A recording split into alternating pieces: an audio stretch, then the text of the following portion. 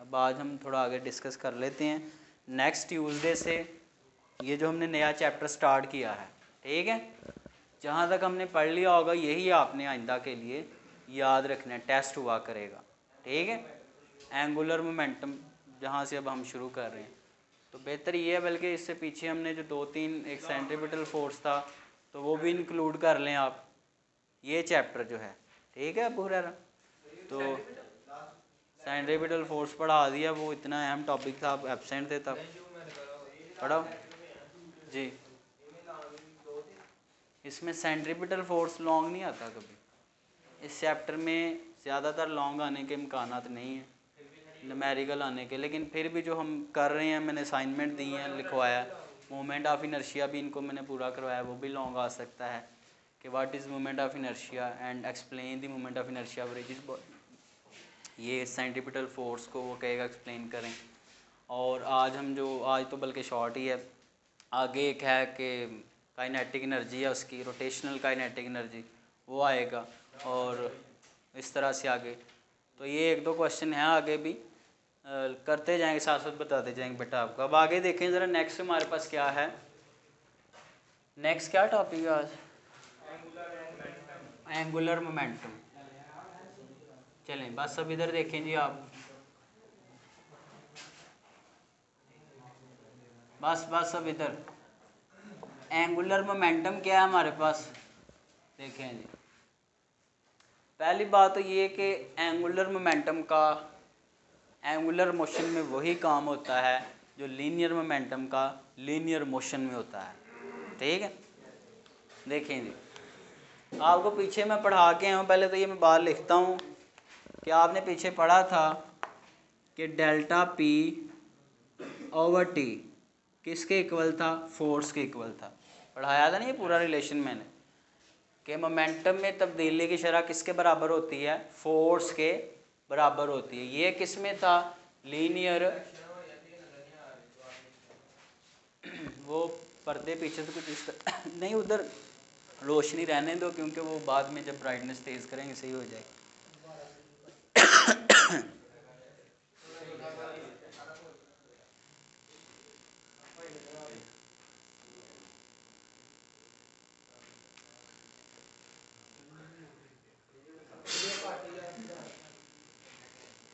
चलो यार शुरू कर दो।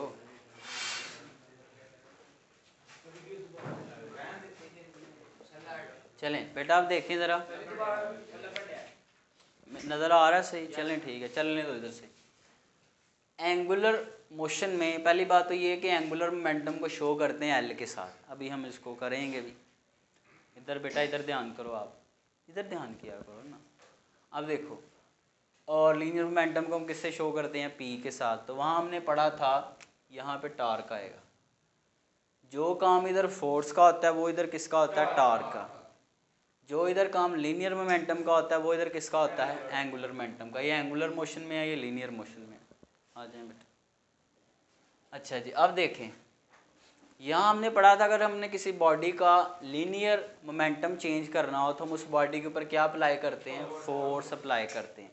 जब तक हम किसी बॉडी के ऊपर फोर्स अप्लाई नहीं करेंगे उसका लीनियर मोमेंटम चेंज नहीं होगा।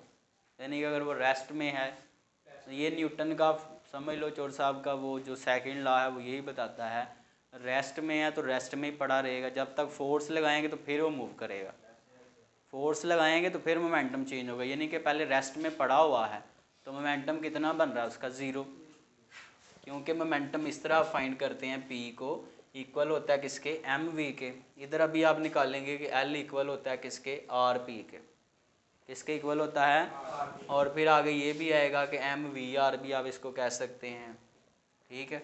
और आगे ये आएगा, इसको आई ओमेगा भी कह सकते हैं, ठीक है, जिस तरह मर्जी कह लो। अच्छा जी, तो अगर कोई बॉडी ये जो फोर्स है लगेगी तो पी पैदा होगा ना, पी प्रोड्यूस होगा, फिर बॉडी की वेलोसिटी चेंज होगी, फिर मोमेंटम होगा। रेस्ट में है तो उसका मोमेंटम ज़ीरो है तो वो ज़ीरो ही रहेगा जब तक हम उसके ऊपर फोर्स नहीं लगाएंगे। इसी तरह इधर है कि बॉडी का अगर आपने मोमेंटम चेंज करना है तो उसमें आपको टॉर्क देनी पड़ेगी। देखो जी, ये दरवाज़ा जो है इधर देखो, अभी ये थोड़ा इसको चलो रोटेट कर लो आप साथ, ये दरवाज़ा इधर खड़ा है, तो अभी इसका एंगुलर मोमेंटम जो है, सॉरी इसमें जो टार्क है वो ज़ीरो है, तो इसका एंगुलर मोमेंटम उस हिसाब से भी इसका ज़ीरो है। अगर मैं चाहता हूँ कि इसका एंगुलर मोमेंटम चेंज हो, तो पहली बात तो ये कि यहाँ से लेकर यहाँ तक, जहाँ मैं अभी फोर्स लगाने लगा, ये जो परपेंडिकुलर डिस्टेंस बन रहा है इसको हम क्या कहेंगे, आर। क्या कहेंगे, वो देख रहे हैं इधर आर आ रहा है राइट साइड पे, ये वो आर है।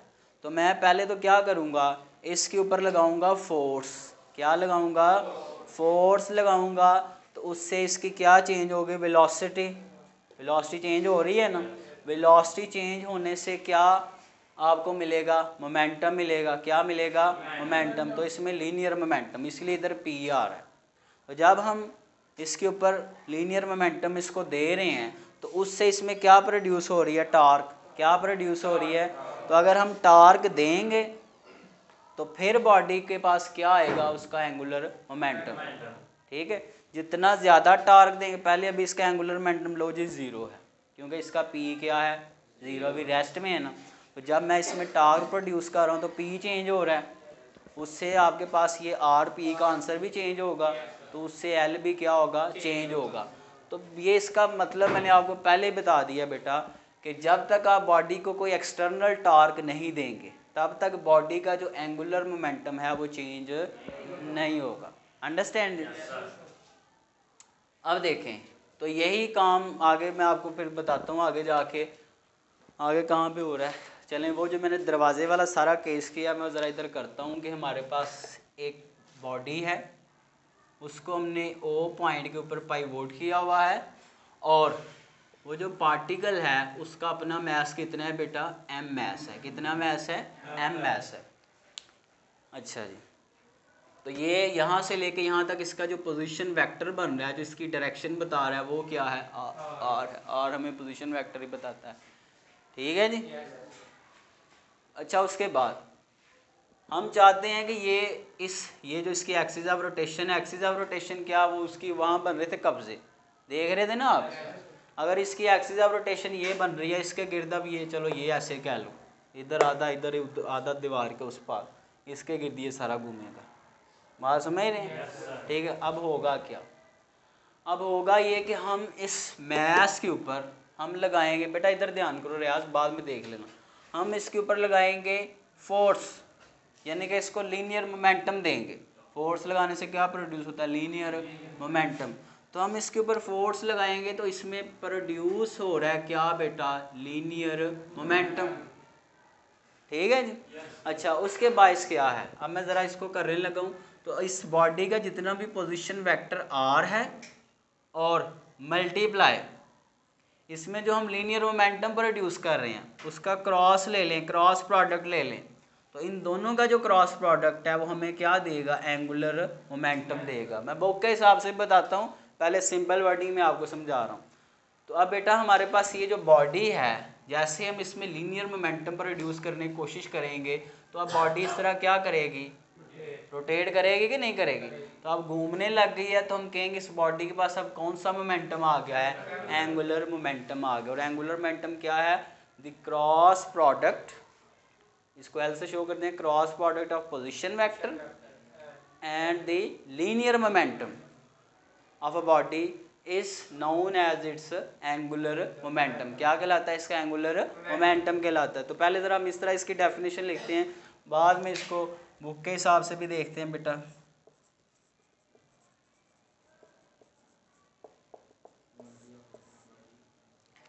अच्छा, जो मैं इसकी एक्सिस ऑफ रोटेशन की बात कर रहा हूँ वो भी ज़रा सुन लें, इसकी डायरेक्शन रुक्शन भी आएगी। जब दो वेक्टर्स का क्रॉस हो तो फिर उनसे जो तीसरा वेक्टर बनता है, दो वेक्टर्स का क्रॉस लेने से जवाब भी क्या आता है, एक वेक्टर ही आता है। वो आपको वहाँ मैंने दूसरे चैप्टर में पढ़ाया था। अब अपने हाथों की उंगलियों को पहले वेक्टर की डायरेक्शन में खोल लेंगे और घुमाएंगे उसे किस वेक्टर की डायरेक्शन में, दूसरे वेक्टर की डायरेक्शन में। तो अंगूठा किसकी डायरेक्शन को शो करेगा, तीसरे वेक्टर की डायरेक्शन को। तो ये एल की डायरेक्शन बता रहा है आपको, कौन बता रहा है, राइट हैंड रूल। जिस डायरेक्शन में आपका एल आएगा, एंगुलर मोमेंटम आएगा, उसी डायरेक्शन में इस बॉडी की क्या होगी, एक्सिस ऑफ रोटेशन होगी। चक्की देखी हुई है आपने, वो आटा पीसने वाली, वो साइड पे उसकी बनी हुई है, तो आप देखें ज़रा उसको, हाथ से पकड़ के सेंटर से घुमाएं इस तरह ये चक्की को, तो वो आपका जो अंगूठा है वो आपको किसकी डायरेक्शन देगा, एंगुलर मोमेंटम की। ठीक, बहरहाल उसकी तरफ आगे बढ़ते हैं। इसकी डेफिनेशन क्या बनेगी जी, the cross product of position vector R with respect to axis of rotation. Position vector हम किसके हिसाब से ले रहे हैं, एक्सिस ऑफ रोटेशन ओ से, and linear momentum P is called, क्या कहलाएगा बेटा, एंगुलर मोमेंटम कहलाएगा।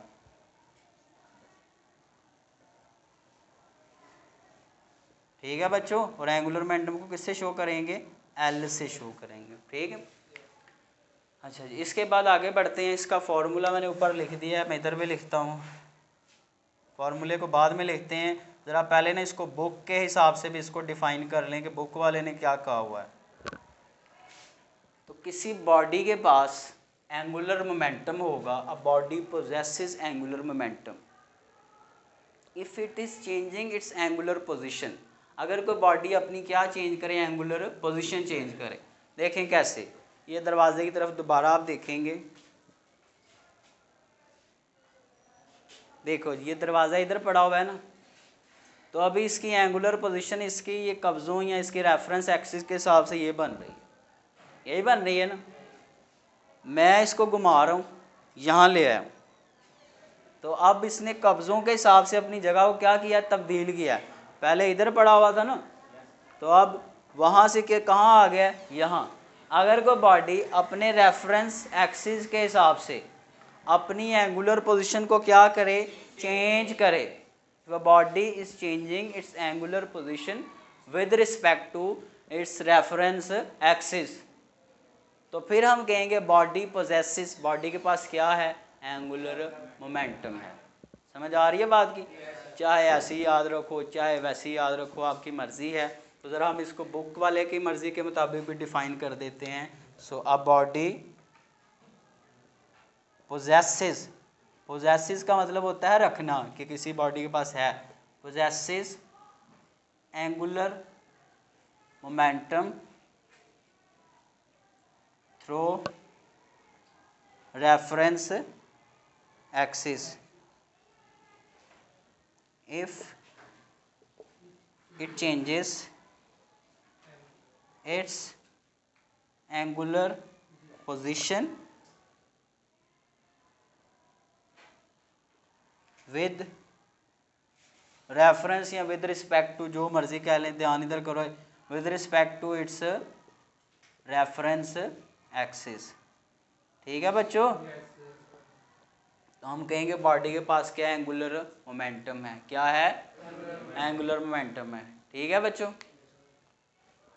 जैसे ये पंखा है, इधर देखो, ये पंखा भी रुका हुआ है, रुका हुआ है ना। पंखे की तरफ हम इसलिए नहीं कैमरा कर सकते क्योंकि ये गंदा बहुत है, तो उससे बेइज्जती होगी हमारी। तो पंखा भी इसके परों की पोजीशन ये है कि नहीं। बटन ऑन करते हैं तो जो पीछे से करंट आ रहा है वो इसको देगा लीनियर मोमेंटम, तो उसके बायस इसके परों की पोजीशन क्या होगी, चेंज होगी, इसके वो दरमियान वाले रॉड के हिसाब से। और दरमियान वाला रॉड क्या है, इसका रेफरेंस एक्सिस है। तो अब इसके पर अपनी पोजीशन को क्या करेंगे, चेंज करेंगे। तो हम कहेंगे पंखे के पास क्या आ गया, एंगुलर मोमेंटम आ गया। तो समझ आ गई है बात की। ये इतनी सारी मिसालें इसलिए दे रहा हूँ कि आपके समझ में आए बात। अच्छा, इसके बाद हम ज़रा इसका फॉर्मूला लिख लेते हैं बच्चों। फॉर्मूला हमारे पास क्या बनेगा इसका फॉर्म जी बेटा, हाँ क्लाक के दे लो, दोनों जोन सी मर्जी तुम्हारा दिल करे बेटा कर लो। चलें अब देखें जी, हाँ तो अभी इसके पास एंगुलर मोमेंटम कितना है, ज़ीरो है, ज़ीरो है। ठीक, अच्छा जी, अब आगे देखें बेटा, इसका फार्मूला क्या है, L is equal to R cross P. अब आगे ज़रा सुने, जब हम आर पी को ओपन करते हैं ना, क्रॉस प्रोडक्ट को, तो हमारे पास आता क्या है, आर पी साइन थीटा आता है। याद है बेटा रियाज? तो जब हम क्रॉस प्रोडक्ट ओपन करते हैं तो साइन थीटा आता है। साइन कंपोनेंट लेंगे हम इसमें, किसका साइन कंपोनेंट लेंगे? आर का। अब उसने आर का साइन कंपोनेंट लिया हुआ है, आर का जो साइन कंपोनेंट है उसने इधर को लिया हुआ है, और ये कौन सा है? R sine theta. तो जब एंगुलर मोमेंटम प्रोड्यूस होगा तो वो आर के, ये एमसीक्यू पूछेगा, आर के कौन से कंपोनेंट के बाइस होगा? आर साइन थीटा के बाइस होगा। तो इसको ज़रा पीछे को ड्रा कर लो। अब देखो इस तरह से कि आपके P और R में कितने डिग्रीज के एंगल बने? 90। मेरे से वो सीधा नहीं बना, हालांकि ऐसे बनना चाहिए था। ये अगर P है तो ये क्या होना चाहिए था? R। ये P और ये कौन सा होना चाहिए? R sine theta. ठीक है, R का वो वाला कंपोनेंट लें जो P के साथ कितने डिग्री एंगल बनाए, क्योंकि जब साइन 90 लेते हैं तो फिर क्रॉस प्रोडक्ट में मैक्सिमम आंसर आता है। ये चलें सुन लें, अब आपने याद रखना है, जब हम खोलेंगे तो साइन थीटा वाला कंपोनेंट आएगा। ठीक है बच्चों, बाद में बता दूंगा, अभी आगे सुन लो। ठीक है, अच्छा कौन सा रेफरेंस एक्सिस है यार? कौन सा है रेफरेंस एक्सिस? अच्छा अब आगे देखें। अब हमारे पास बेटा क्या है कि आगे बढ़ेंगे तो आपको पता है कि P किसके बराबर होता है? MV के। P किसके बराबर होता है? MV के। ठीक है, अच्छा PMV, तो इधर P की जगह ज़रा MV पुट करो। L is equal to R MV R sine theta. देखो P की जगह पे क्या आ गया? MV। R भी वैसे ही रहा, साइन थीटा भी वैसे ही रहा। ठीक, अच्छा जी देखें जी, ख़त्म कर लेते हैं, अब इसका इलाज कर लेते हैं। अब आगे देखें ज़रा, देखें जी, बॉडी जो है, the body moves with uniform angular velocity omega. Body जो है वो यूनिफॉर्म एंगुलर वेलोसिटी के साथ मूव करेगी। किस तरह? P जो है, P किससे मिलके बनता है? MV से। तो V वेलोसिटी है, तो हम V के साथ भी डायरेक्शन देख सकते हैं, किसकी? R की। चाहे RV देख लो चाहे RP देख लो। ठीक है, तो इस तरह हो कि अगर R इफ़ R एंड दूसरा क्या है हमारे पास? V। R और V जो है R perpendicular to each other, दोनों आपस में क्या हो? परपेंडिकुलर हो। तो अगर दोनों आपस में परपेंडिकुलर हो तो हम कहेंगे कि इन दोनों के बीच में थीटा कितना है? 90 डिग्रीज है। कितना है बेटा? तो ऊपर ज़रा जो हमारे पास एंगल आ रहा है ना, उसको ज़रा उसका इलाज कर लेते हैं अभी। देखें जी क्या होगा, ये V और R में जो एंगल है, M तो वैसे ही एक स्केलर है, उसका तो एंगल होगा ही नहीं। चलें, इन दोनों के बीच में जो एंगल है वो कितना है? 90 डिग्रीज। तो ज़रा ऊपर पुट करो ज़रा, तो L will be equals to MV R sine 90। Sine 90 वैसे किसके बराबर होता है? 1 के बराबर होता है। तो L is equal to MV R आ गया हमारे पास। ठीक है, साइन 90 1 होता है ना, 1 लगाओ ना लगाओ कोई फ़र्क नहीं पड़ेगा। ठीक है बच्चों, ये स्टेप समझ आया सुहेब? नहीं समझ आया? ये देखो बेटा, ये हमने क्या किया, जो थीटा है, थीटा वो एंगल है जो किसके बीच में? R और V के बीच में है। अगर हम थीटा ले लें 90 डिग्रीज के, दोनों एक दूसरे के साथ परपेंडिकुलर हैं, तो बेटा उस केस में साइन 90 की जगह पे क्या बन जाएगा? 1 बन जाएगा। ठीक है, साइन 90 1 होता है, तो ये वैसे ही उड़ गया, पीछे बच क्या गया? MVR। ठीक है, अच्छा जी उसके बाद आगे देखें, अगर हम इसको लेके जाएं एंगुलर मोशन की फॉर्म में, क्योंकि ये तो अभी तक सारा MVR ये तो सारा लीनियर ही बन रहा है ना, V वेलोसिटी होती है लीनियर, तो इन एंगुलर फॉर्म में V किसके इक्वल होता है? R ओमेगा के। इसको ज़रा कन्वर्ट करो उसमें, तो L इक्वल्स टू M और V की जगह पे क्या आ गया? R ओमेगा, और R एक वैसे ही पड़ा, V की जगह बस आ गया R ओमेगा। ठीक, तो ये मल्टीप्लाई हो गया MR स्केयर ओमेगा। अच्छा आगे ये है कि MR स्केयर बजाते खुद क्या होता है? मोमेंट ऑफ इनर्शिया होता है। ऐसे ही है ना बच्चों? तो ज़रा इसको भी ज़रा रिप्लेस करो I से, तो एल किसके इक्वल हो गया फिर, आई ओमेगा के।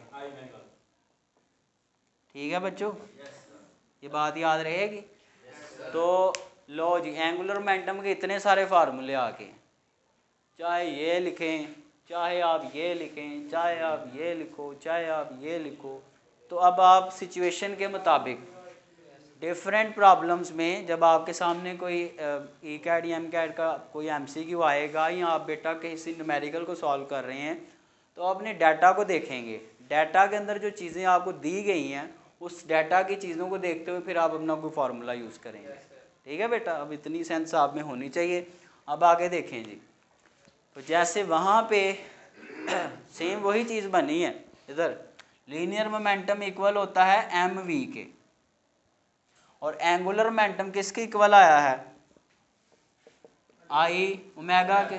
मैंने बताया था जो काम उधर मैस का यानी कि इनर्शिया का होता है, वो इधर किसका होता है, मूवमेंट ऑफ इनर्शिया का होता है।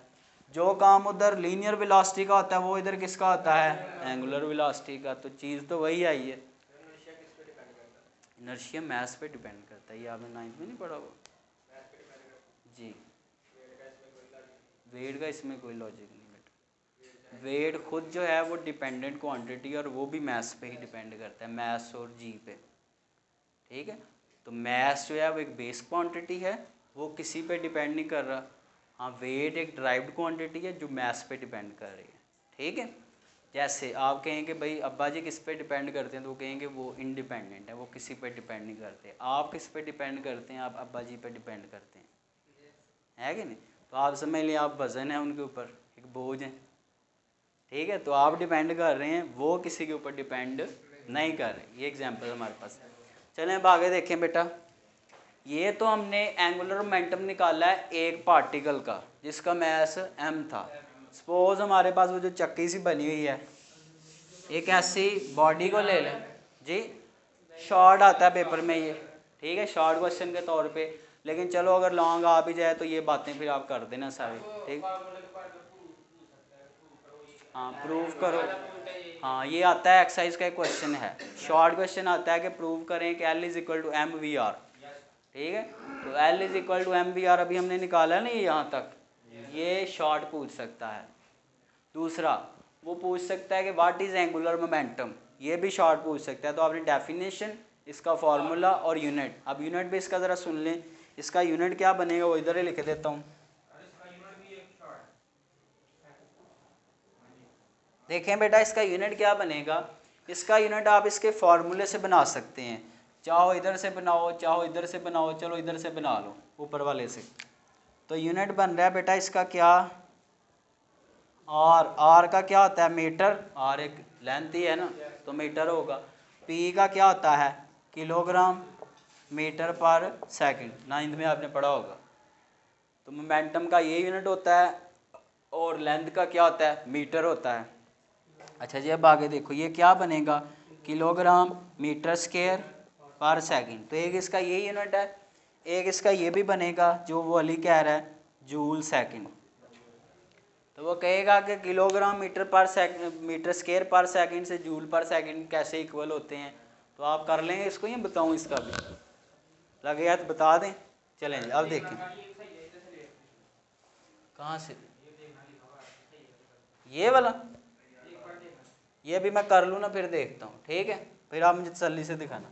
अब देखें जी, किलोग्राम, इधर सुनो वे, किलोग्राम मीटर पर सेकंड जो है ये मोमेंटम है। यहाँ तक कहाँ पे था, किलोग्राम मीटर पर सेकंड, ये क्या है, मोमेंटम। एम को ऐसे ही रहने दो। आपने पढ़ा हुआ है कि kilogram metre per second also equals to newton second. किसके इक्वल होता है, न्यूटन सेकंड के।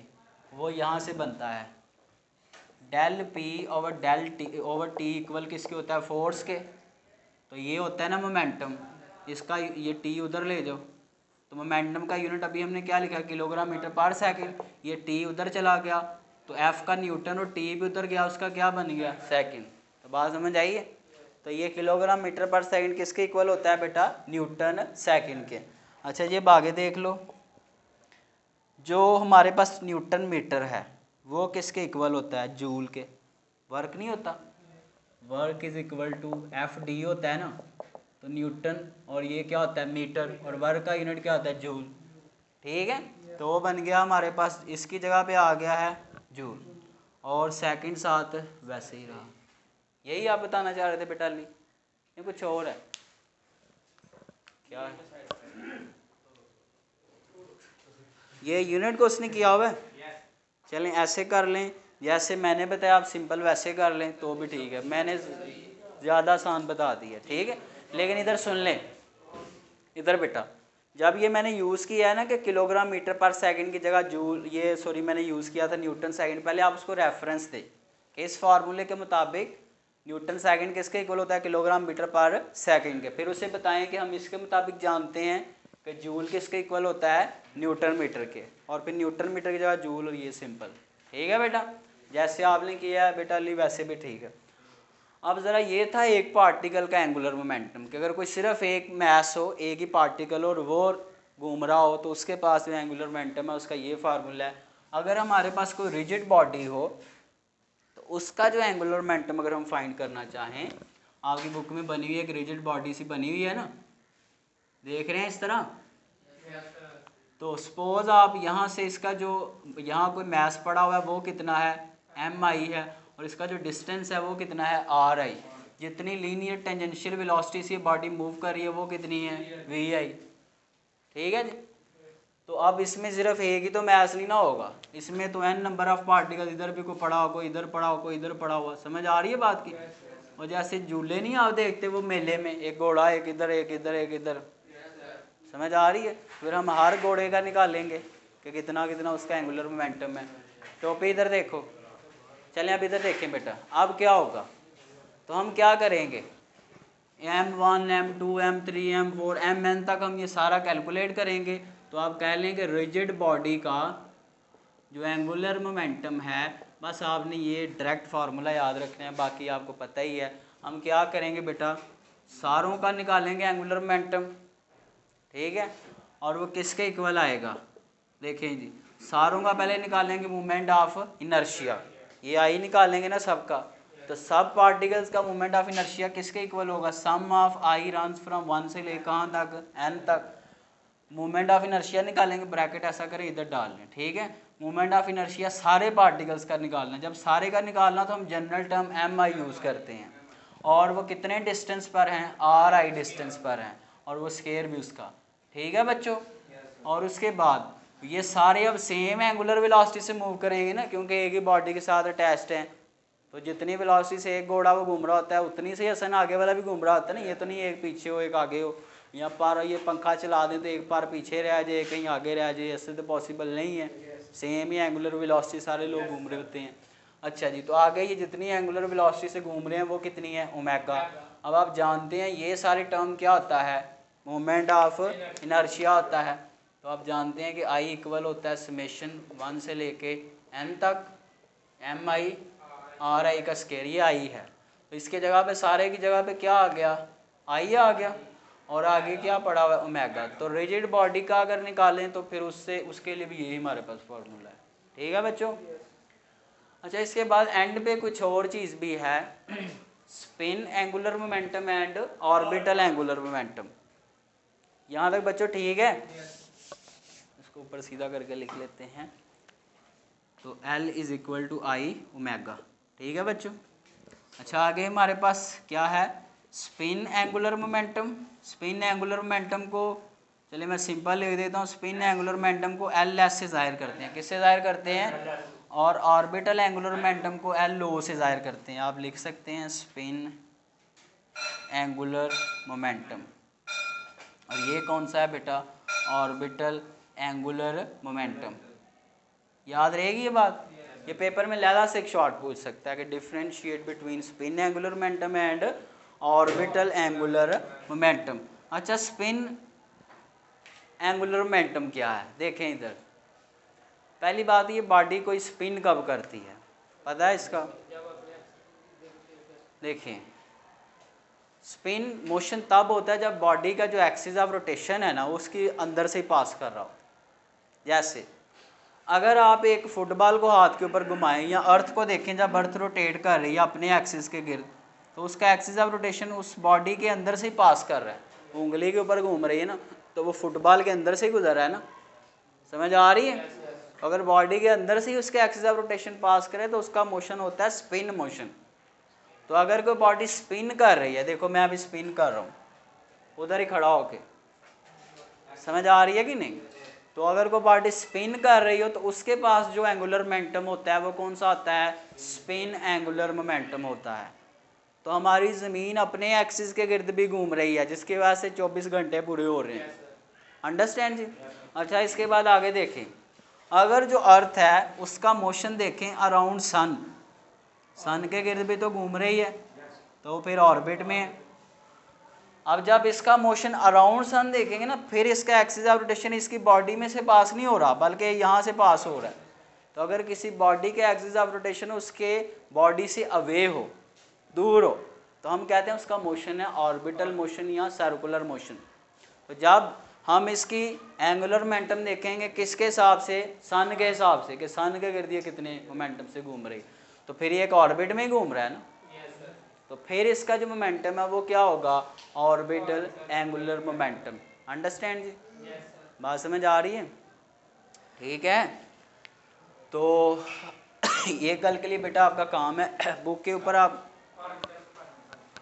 देखें, अगर कोई बॉडी किसी ऑर्बिट में घूम रही हो, सर्कुलर मोशन कर रही हो, कौन सा मोशन कर रही हो, ये याद रखो, रोटेशनल मोशन करने वाली बॉडी के पास स्पिन एंगुलर मोमेंटम होता है और सर्कुलर मोशन करने वाली बॉडी के पास ऑर्बिटल एंगुलर मोमेंटम होता है। ठीक है बेटा, मैं और मिसाल देता हूँ। देखो, अगर मैं एक फुटबॉल लेके ना उसको हाथ के ऊपर घुमाऊंगा ना, तो वो बनेगा स्पिन एंगुलर मोमेंटम, और फुटबॉल को रस्से के साथ बांध के अगर ऐसे घुमाऊंगा ना, मेरे से फिर दूर चला जाएगा, तो वो ऑर्बिटल बन जाएगा। अंडरस्टैंड जी। तो ये बेटा आपसे शॉर्ट भी पूछ सकता है, तो आपने यहाँ से मैं निशानी लगा देता हूँ, ये देखें जी, यहाँ से बनेगा द स्पिन एंगुलर मोमेंटम से लेके बॉडी तक, ये डेफिनेशन है इसकी, ठीक है। ऑर्बिटल से लेके यहाँ तक सर्कुलर पाथ तक, ठीक है। आप खुद भी लिख सकते हैं, the angular momentum possessed by a body when it moves around a circular path, ठीक है, या in a circular path, along a circular path. तो आप ये दो डेफिनेशन, हाँ बेटा, ये ऑर्बिटल से लेके यहाँ तक ये ऑर्बिटल एंगुलर मोमेंटम है, हाँ सेम।